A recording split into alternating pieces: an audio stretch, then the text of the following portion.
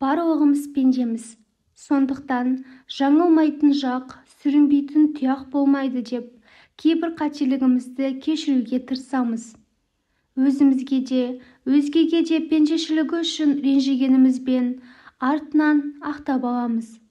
Бірақ сол бір аңдаусызда жасалған қателік бүкіл өміріміздің өксігіне айналып кетпеуі тиіс. Басымнан өткен оқиғаны бөліссем, бәлкім қыз-келіншектерге сабақ болар. Мен өмірде оңбай қателестім, және сол қателігімнің зардабы бүкіл өміріме жеткілікті болды десем де артық айтқаным емес.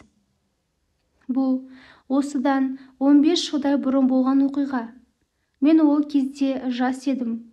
Бой жеткен шағым. Үлбіреп тұрған 18-дегі жас емеспін. Жасым 24-те болатын. Үйдегілер қашан тұрмысқа шығасың? Отырып қалатын болдың. Бұдан кейін тұрмысқа шықсаң да жөні түзу адам жоқпайды ғой деп, мен үшін алаңдаулы болып жүрген сәт.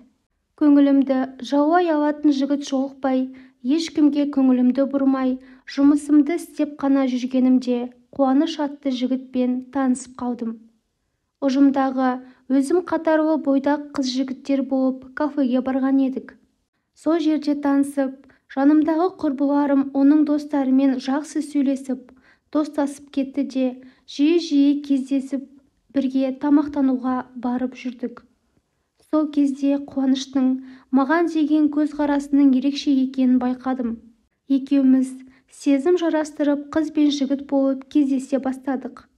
Ол менен 5 жас үлкен. Жасы 30-ға жақындап қалған. Бірақ осындай жігітке қызар қарамады дегенге сенбеймін. Неге осы кезге дейін үйленбегенсің деп сұрақ қойғанымда, ол саған шынымды айтайын, мен бұрын үйленгенмін, бірақ ажырасып кеттім, балам да жоқ деген еді. Маған әрине бұл шындық қатты батты.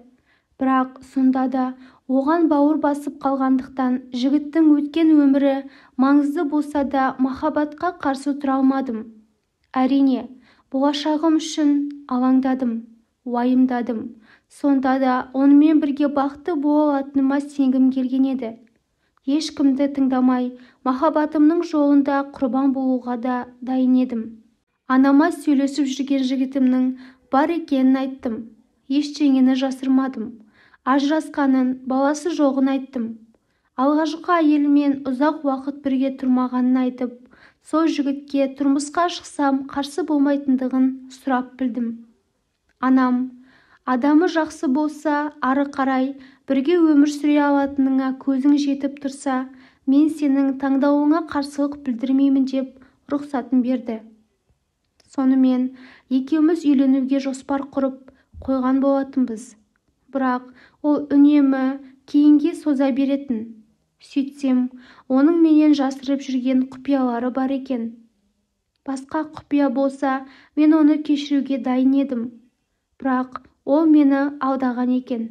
Егер көлік апаты орын алмағанда, кім білсін, не боларын. Ол жолдастарымен бірге бір шаруамен қалада жүрген кездерінде көлік соқтығысы болып ауруханаға түсті. Абырой болғанда адам шығыны жоқ, соған қуандық. Мен алып ұшып оның соңынан ауруханаға бардым. Бет-аузының бірқатар жері жырылған, қанталаған, көгерген. Оны көріп жылап жүрсем, ол мені ауруханадан қуып жатыр. Сен қазір бұл жерден тез кетіп қал. Қазір әйелім келеді. Ол келсе, жағдай одан сайын қиындайды. Ал саған барлығын кеңірек түсіндіріп беремін деді де, мені палатасынан itергендей етіп шығарып жіберді. Мен ештеңе түсінбей қалдым. Кетуге мәжбүр болдым. Бірақ ойланумен болдым. Ол осы уақытқа дейін қалайша сыр білдірмеген? Ол өзінің отбасы жайлы айтпағанымен, әйтеуір бірде болмаса бірде іс-қимылмен ақ күдік тудырып қоюы мүмкін еді ғой. Ал мен ештеңе сезбедім.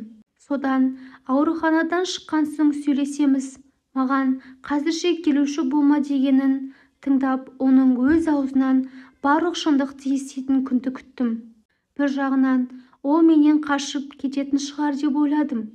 Жоқ, ол маған қайта келді. Мені алдаса да, көңілім қаласа да мен одан мүлдем бас тартып кете алмадым. Оның қандай құдіреті бар екенін білмеймін. Отбасынан айыра алмайтыным белгілі. Бірақ мен өзімде одан айырылып қалғым келген жоқ. Не керек?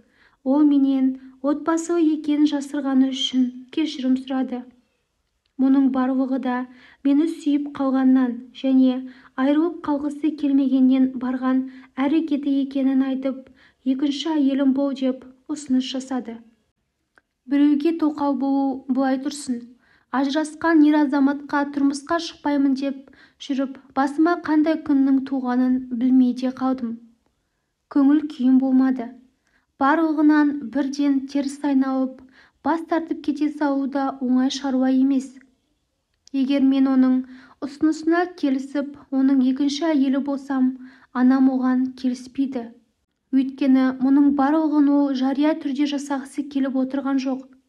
Яғни, мен де өз ұямнан ұзатылып, құдалық жасап, екі елдің бір-бірімен барыс-келісте, алыс-берісте болғанын қаладым.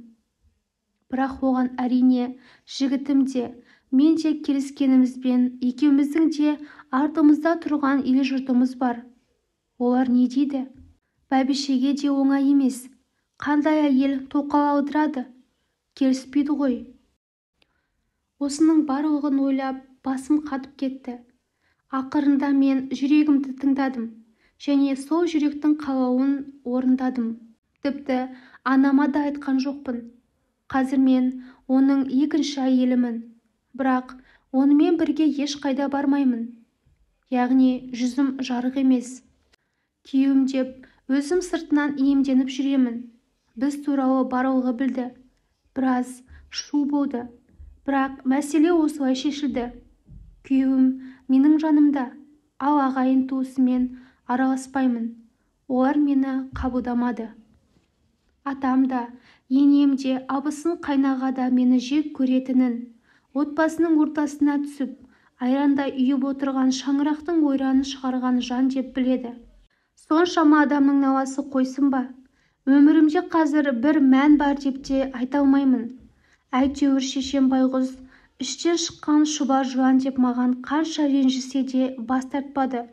Тек қана ел-жұртқа қарай алмайтындай басымды жерден көтерткізбей кеттің ғой деп әр сәт сайын есіме салып отырады. Бала да тұрақтамады менде. Дәрігерге барсам барлығы жақсы дейді. Жүктілігімді білген сәттен бастап сақтанып, баланы аман-есен өмірге әкелуге тырысамын.